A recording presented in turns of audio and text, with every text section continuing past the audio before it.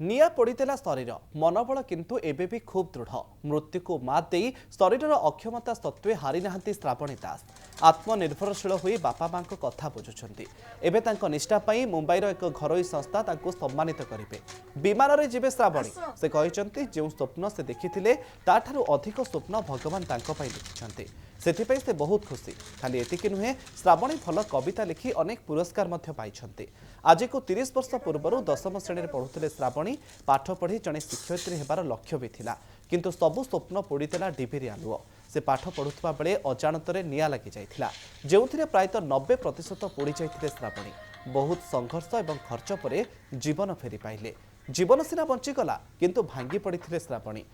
से वर्ष आ मैट्रिक परीक्षा से दे पारि नथिले शरीरर 90 भाग पोड़ी जाइथिबारु आत्मविश्वास आउ फेरु नथिला तथापि हारी जाई नथिले श्रावणी मन को दृढ़ करी पुणी पाठपढ़ा आरंभ करथिले मैट्रिक परीक्षा दे उत्तीर्ण होइछंती प्रथम श्रेणी रे से उत्तीर्ण होइछंती उच्च शिक्षित हेबार लक्ष्य रे पाठ पढ़ी चलिले इकोनॉमिक्स रे ग्रेजुएशन करथिले माँ तांकर बोन टीबी रोग रे आक्रांत होई अचल होई पड़िबारु आउ चाकरी करबा को इच्छा करे नाही एबे श्रावणी एक सौदा दुकान चलाई घरर खर्च तुलाउछंती मुह बेकरे पोड़ा अंश और गोटे हाथर चमड़ा लाखी होइथिबारु बाम हाथटी सीधा हुए नाही शारीरिक अक्षमता सत्वे श्रावणी सबु काम करुछंती निया स्वप्न को जाली पाउंस करदेला तथापि हारी नाहंती सेही झियो से आउ केही नुहंती बालेश्वर श्रावणी पाठ पढ़ु पढ़ु डिबिरी आलुओरे निया लागि जिबा परे 70% जळीगले शरीर जळीगला सिना हेले मन किंतु जळीलानी मन दृढ़ रहिला पाठ पढ़ी से आज पीजी पाठ पढ़ी किंतु ता सत्ते मध्य से घर दायित्व नौचंती एवं जीवन संग्राम रे से हारी नाहंती तांको सहित सीधासलख कथा हेबा श्रावणी आम सहित अछंती श्रावणी कनक न्यूज को स्वागत